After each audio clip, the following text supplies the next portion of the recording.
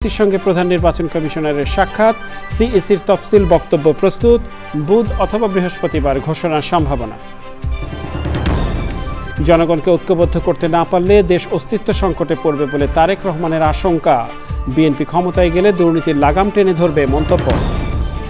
BNP জামাত সংস্কারে গুরুত্ব না দিয়ে সরকারে আশায় বেশি ব্যস্ত বলে এনসিপির দাবি। এনসিপির নেতাদের লন্ডন থেকে ভয় দেখানোর অভিযোগ। এবং নারীদের সামনে রেখে নতুন বাংলাদেশ গড়তে প্রধান উপদেষ্টার প্রত্যয়। নিজস্ব অবদানের স্বীকৃতিতে 4 বিশিষ্ট নারীকে রোকেয়া পদক প্রদান।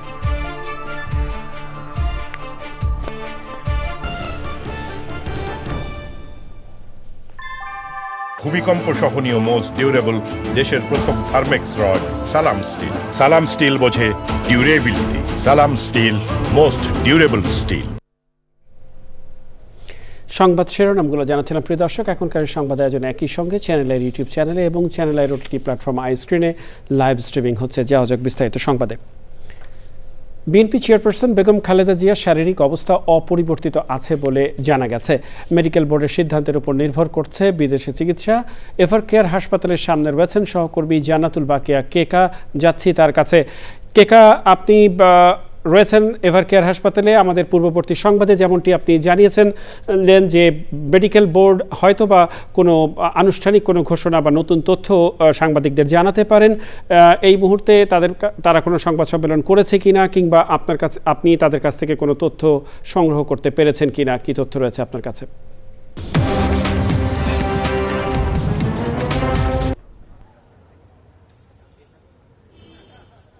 ধন্যবাদ মেহেদি। আপনি ঠিকই বলেছেন যে পূর্ববর্তী বুলেটিনে আমি জানিয়েছিলাম যে বেগম খালেদা জিয়ার শারীরিক অবস্থা নিয়ে মেডিকেল বোর্ডের তরফে বা দলের তরফে কেউ কোনো তথ্য দেয়নি, আনুষ্ঠানিকভাবে কোনো তথ্য জানায়নি। অসমর্থিত সূত্রে আমরা যতটুকু জানতে পেরেছি যে বেগম খালেদা জিয়ার শারীরিক অবস্থা অপরিবর্তিত রয়েছে।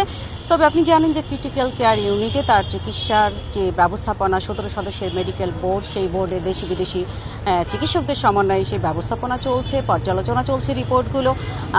মেডিকেল যে তার আনুষঙ্গিক যে সমস্যাগুলো রয়েছে সেই সমস্যার সাথে রিপোর্টগুলো যে ডেলিকার ডেলি সেই রিপোর্টগুলো পর্যালোচনা করছে। আর রাতের দিকে একটা বোর্ড মিটিং হওয়ার কথা রয়েছে। আজকে রাত 11টার দিকে একটা বোর্ড মিটিং হওয়ার কথা রয়েছে। আপনি জানেন যে বেগম খালেদা জিয়ার ছেলে তারেক জিয়া, তার স্ত্রী ডাক্তার জোবায়দা রহমান কিন্তু আজকে বিকেল 4টার সময় ঢুকেছেন এবং তিনি এখনও ভেতরে রয়েছেন। আমরা যতটুকু জানতে পেরেছি যে রাতে যে বোর্ড মিটিংটা হয় সেই বোর্ড মিটিংয়ে তিনি উপস্থিত থাকেন। আরেকটি কথা না বললেই নয়, আসলে নতুন কোনো তথ্য নেই, কিন্তু পর্যালোচনা যেটা হয় যে রাতের রিপোর্টগুলো দেশের বাইরে যে চিকিৎসক রয়েছেন, জন হপকিন্স ইউনিভার্সিটির যে বিশেষজ্ঞ চিকিৎসক রয়েছেন তাদের সাথে পর্যালোচনা করা হয় দেশি বিদেশি চিকিৎসকদের সমন্বয়ে। সেই বোর্ড মিটিংয়ে ডাক্তার জোবায়দা রহমান থাকার কথা রয়েছে, এমনটাই আমরা দেখেছি। গত দুদিনেও কিন্তু সেইভাবেই উনি ছিলেন। তো আজকে আসলে নতুন কোনো তথ্য নাই, তবে মঙ্গলবার হিসেবে বিভিন্ন সোশ্যাল মিডিয়া এবং গণমাধ্যমের বরাত দিয়ে বলা হচ্ছিল যে মঙ্গলবার বেগম খালেদা জিয়াকে দেশের বাইরে মূলত লন্ডনে নেওয়ার যে একটা ব্যবস্থাপনা সেটা হয়তো হতে পারতো বা সেই বিষয়ে কোনো বিশদ তথ্য জানতে পারতাম। কিন্তু আসলে সরকার দলের তরফে এবং মেডিকেল বোর্ডের তরফে নতুন কোনো তথ্য নেই। কিন্তু শনিবার যে ব্রিফ করেছিলেন ডাক্তার আপনাকে অসংখ্য ধন্যবাদ। কথা বলছিলাম সহকর্মী জান্নাতুল কেকার সাথে। জানাচ্ছিলেন বেগম খালেদা জিয়ার সর্বশেষ শারীরিক অবস্থা প্রসঙ্গে। চলে যাচ্ছি পরবর্তী সংবাদ আয়োজনে। এ পর্যায়ে রয়েছে জাতীয় সংসদ নির্বাচন 2026 প্রসঙ্গ।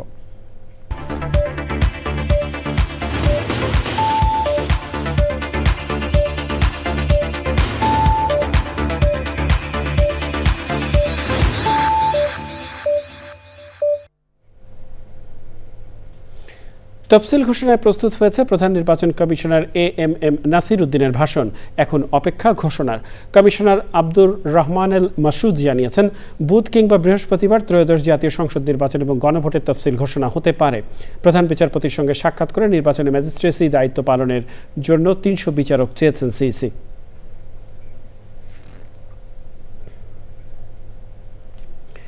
বিএনপির ভারপ্রাপ্ত চেয়ারম্যান তারেক রহমান বলেছেন বিএনপি ক্ষমতায় গেলে দুর্নীতির লাগাম টেনে ধরার পাশাপাশি আইন শৃঙ্খলার উন্নয়ন করা হবে। রাজধানীতে বিএনপি দেশ গড়ার পরিকল্পনা শীর্ষক আলোচনায় তিনি আরও বলেন, শুধু কথার ফুলঝুরি দিয়ে দেশ চলে না, প্রয়োজন পরিকল্পনার, আর যা আছে একমাত্র বিএনপির আছে। নেতাকর্মীর উদ্দেশ্যে তিনি বলেন, জনগণকে ঐক্যবদ্ধ করতে না পারলে দেশ অস্তিত্ব সংকটে পড়বে। রাহুল রায় রিপোর্ট। রাজধানীর কৃষিবিদ ইনস্টিটিউটে চলছে বিএনপির সপ্তাহব্যাপী কর্মসূচি দেশ গড়ার পরিকল্পনা শীর্ষক আলোচনা। রাষ্ট্র ক্ষমতায় গেলে বিএনপির দেওয়া পরিকল্পনাগুলো নিয়েই বিস্তারিত আলোচনা হয়। আলোচনার তৃতীয় দিনেও লন্ডন থেকে ভার্চুয়ালি যুক্ত হয়েছিলেন বিএনপির ভারপ্রাপ্ত চেয়ারম্যান তারেক রহমান। পরিকল্পনা বাস্তবায়নের কথা বলে দুর্নীতির বিরুদ্ধে কঠোর হুঁশিয়ারির কথা বলেন তিনি। আমরা সকলে মিলে যদি সরকারকে সহযোগিতা করি, যে সরকার নির্বাচিত হবে, এবং আত্মবিশ্বাস নিয়ে বলতে চাই ইনশাল্লাহ জনগণের রায় বিএনপি সরকার গঠন করতে সক্ষম হবে, এবং সেই সরকারকে সফল করতে হলে আপনাদের প্রত্যেকের সারা বাংলাদেশে ছড়িয়ে ছিটিয়ে থাকা বিএনপির লক্ষ লক্ষ নেতাকর্মীকে সহযোগিতা করতে হবে। আমরা যে কোনো মূল্যে দুর্নীতির লাগাম টেনে ধরতে হবে এবং দেশের আইন শৃঙ্খলাকে আমাদের ঠিক রাখতে হবে। তাহলেই আমরা আমাদের ফ্যামিলি কার্ড বলুন, কৃষি কার্ড বলুন, শিক্ষার ব্যাপারে আমরা যে পরিকল্পনা গ্রহণ করেছি, এইরকম সবগুলোকে আমরা সফল করতে পারবো। জনগণকে সঙ্গে নিয়ে নেতাকর্মীদের ঐক্যবদ্ধ হওয়ার কথা বলেন বিএনপির ভারপ্রাপ্ত চেয়ারম্যান।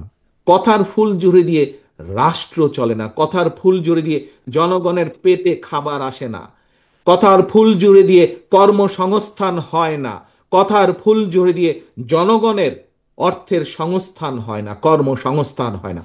পরিকল্পনা লাগে কর্মসংস্থান করতে, জনগণের পেটে আহার দিতে, ভাত দিতে হলে পরিকল্পনা লাগে, প্ল্যানিং লাগে, যা একমাত্র আপনার আছে, যা একমাত্র এই দলের আছে, যা একমাত্র বিএনপির আছে, আর কারো নেই।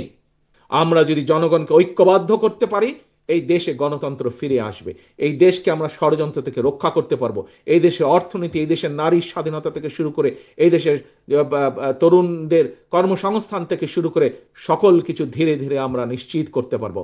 যদি আমরা ঐক্যবদ্ধ করতে দেশকে না পারি, জনগণকে ঐক্যবদ্ধ করতে না পারি, জনগণকে সাথে রাখতে না পারি, এই দেশের অস্তিত্ব নিয়ে ভবিষ্যতে প্রশ্ন দেখা দিবে। কাজেই আপনাদেরকে এখন সজাগ হতে হবে। ঘরে বসে থাকার বিন্দু মাত্র সময় নেই, মাঠে চলে যেতে হবে। নেতাকর্মীদের উদ্দেশ্যে তারেক রহমান বলেন, পরিকল্পনার 40% যদি বাস্তবায়ন করতে পারি, তাহলে জনগণ বিএনপিকে মনে রাখবে। একটা জিনিসকে যখন আপনি generalize. Rahul Roy, channel I, Dhaka.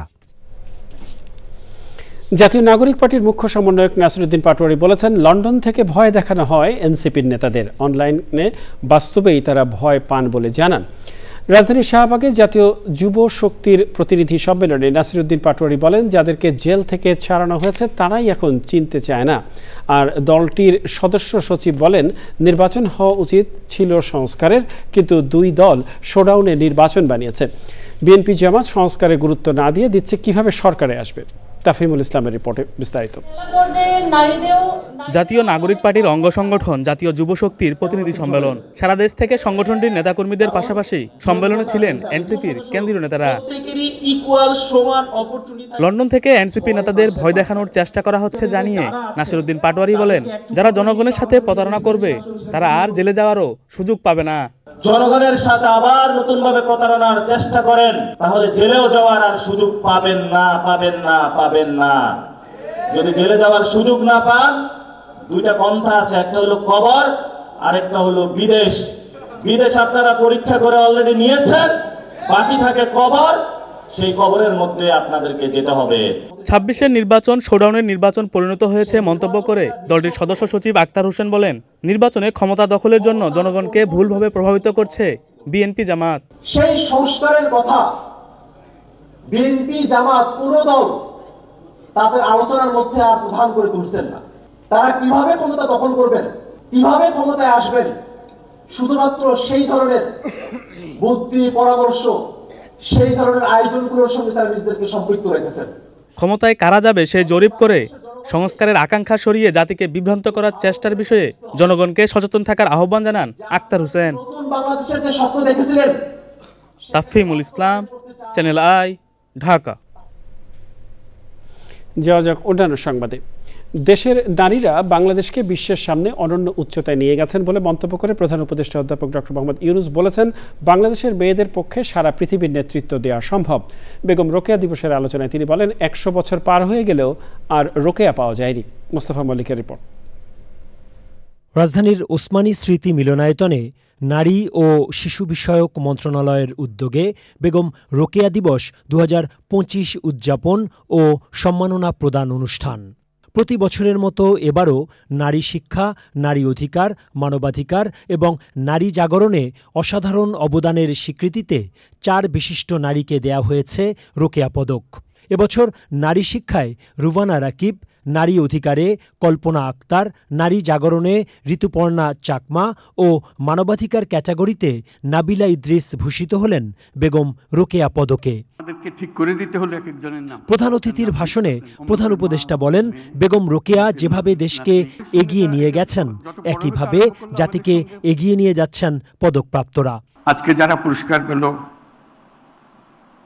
তারা সেই সমাজ নির্মাণের পাথেও আমাদেরকে দিচ্ছে।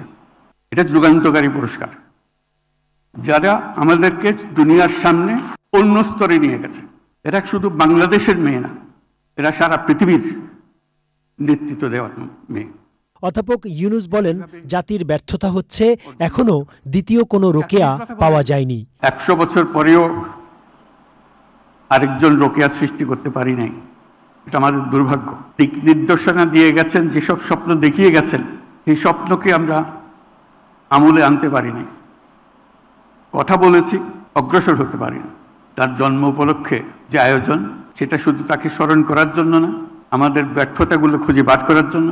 100 বছর পরে কি হলো, কত অগ্রসর হলাম। 1974 সনে বিরাট দুর্ভিক্ষ হলো, পথে পথে মানুষ মারা গেল, আমরা নির্বাক তাকিয়ে দেখলাম।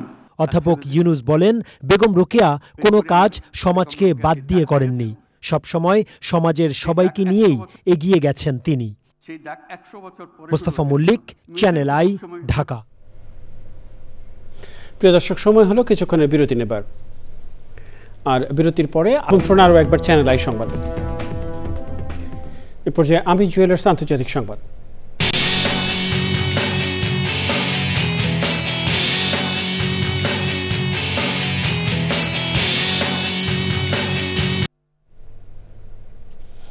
জাপানের উত্তরে হোক্কাইডো অঞ্চলে 7.5 মাত্রার শক্তিশালী ভূমিকম্প আঘাত এনেছে। সোমবার রাতে আঘাত হানা এই ভূমিকম্পে কমপক্ষে 30 জন আহত হয়েছেন এবং হাজার হাজার মানুষ ঘরবাড়ি ছেড়ে নিরাপদ আশ্রয়ে গেছেন। আগামী কয়েকদিনে আরও শক্তিশালী ঝাঁকুনি হতে পারে বলে সতর্ক করে সবাইকে কমপক্ষে 1 সপ্তাহ উচ্চ সতর্কতায় থাকার আহ্বান জানিয়েছে কর্তৃপক্ষ। প্রিয় দর্শক, আবারও নিয়ে নিচ্ছি কিছুক্ষণের বিরতি, আর বিরতির পর খেলার সংবাদে জানিয়ে ফিরছি। অনূর্ধ্ব 19 এশিয়া কাপ ক্রিকেটে হ্যাটট্রিক শিরোপা জয়ের স্বপ্ন দেখছে বাংলাদেশ দল। 13ই ডিসেম্বর আফগানিস্তানের বিপক্ষে প্রথম ম্যাচ।